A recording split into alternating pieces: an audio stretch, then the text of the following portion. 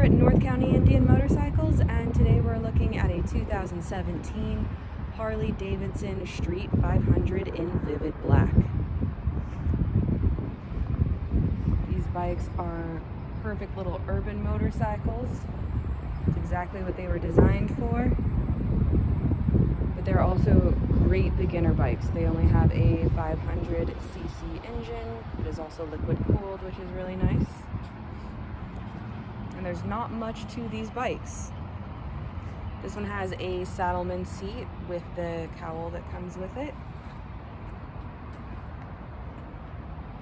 It's got the LED turn signals and smoked lenses. It's got that in the front as well. These are belt driven. And since there's not too much to these bikes, they're really easy to ride, really easy to maintain. That's why it's just such a great beginner bike, or just a really small putt around town bike.